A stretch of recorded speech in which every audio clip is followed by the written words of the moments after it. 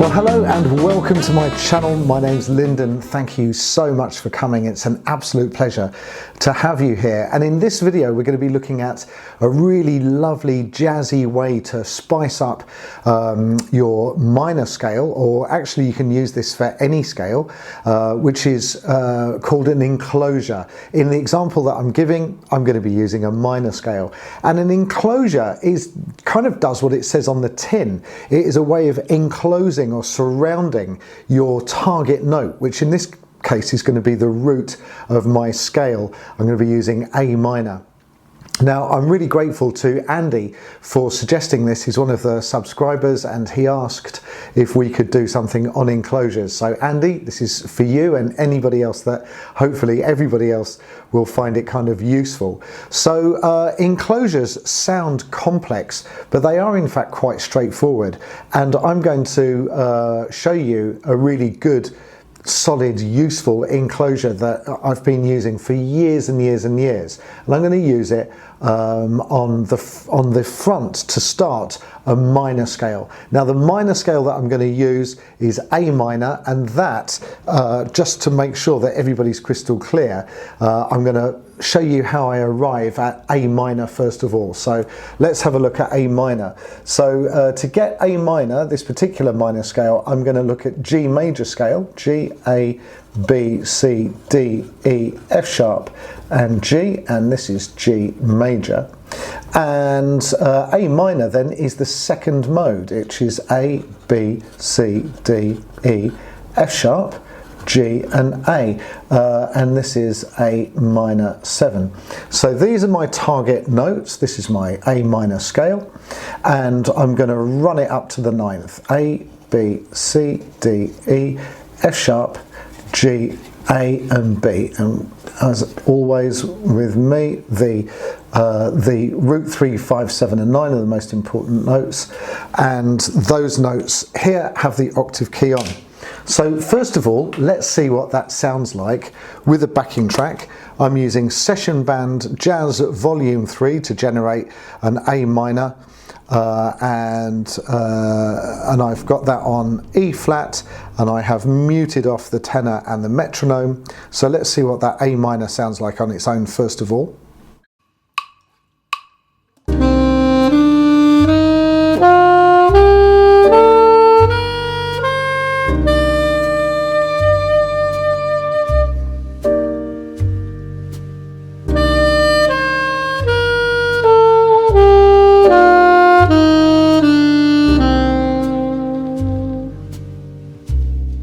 Oh, that does sound really, really nice. And now what I'm going to do is I'm going to enclose the first note, the root. So now an enclosure is a way of kind of spicing up this scale, making it sound really, really nice. And as the name suggests, enclose one of the notes, and the notes that we're going to enclose is the root. And what we're going to do is we're going to drop a semitone below, and then we're going to go a tone above, and then back to a semitone below, and then hit the target note. So that sounds really wordy, and I'm going to write those words down as well. I'll put the worksheet at the end of the video for you. But don't be put off by the words, because the sound you're going to get straight away. So we're going to go a semitone below, a whole tone above, a semitone below, and then target note. And as I've said, the target note in this case is going to be the root, which is the A. So it's going to go G sharp, which is a semitone below the A, B, then G sharp again, and then I'm going to run my scale. A, B, C, D, E, F sharp, G, A and B. And these guys are going to have the octave key. So I'm just going to play this bit first, or the first 4 notes actually, so you can hear what it sounds like.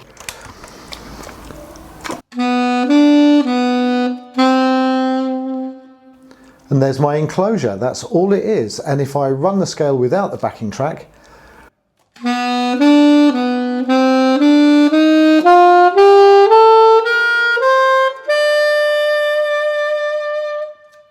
sounds really, really nice. Now, if I apply that with the backing track,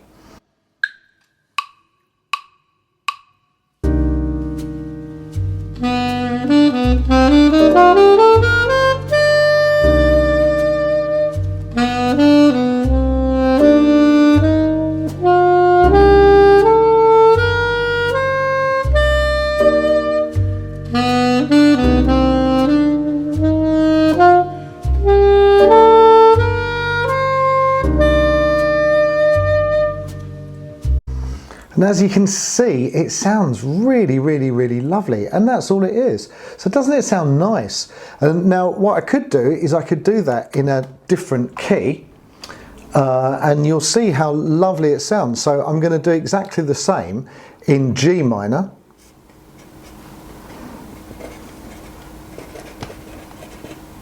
So this is in A minor. I'm going to do it in G minor. G minor is the second mode of F, F, G, A, B flat, C, D, E, F. That's F major. Oops. Which is F written like that. And then this is going to be G, A, B flat, C, D, E, F, G and A. And these guys are going to have the octave key on. And so a semitone below G is going to be F sharp. A tone above is going to be A. A semitone below again is going to be F sharp, and then I'm going to run my scale. G, A, B flat, C, D, E, F, G, up to the ninth. These guys are going to have the octave key on.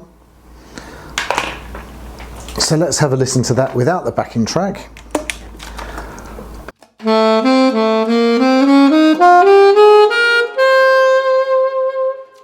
And again, I've set this up so that I can just do that in G minor on its own. I'm going to loop these by putting these little triangles at the top there.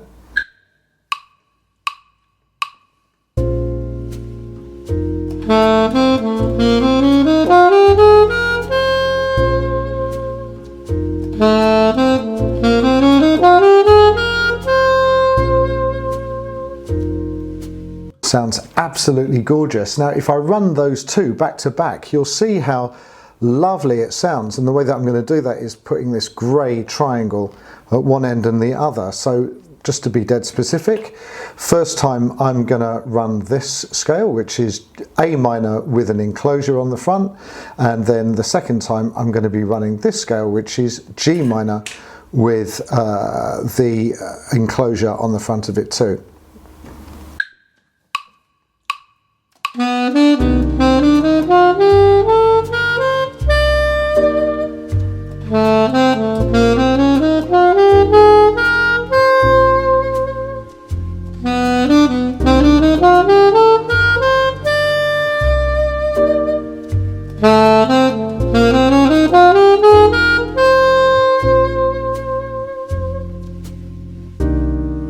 As you can hear, it sounds really, really, really nice. So if you wanted to, you could take this idea and put it into any key. As I've said, there's loads of different types of enclosure, but I think this is quite a nice one to get your head around. A semitone below, a whole tone above, a semitone below, and then your target note. And if you put it on the front of something which is quite familiar, like a major scale or a minor scale, then I think that's a really, really nice way to learn it. Once you've got your head around it and you can do it in a few different keys, then you could possibly have a look at some different types of enclosure, because there's loads of different types that you could possibly use.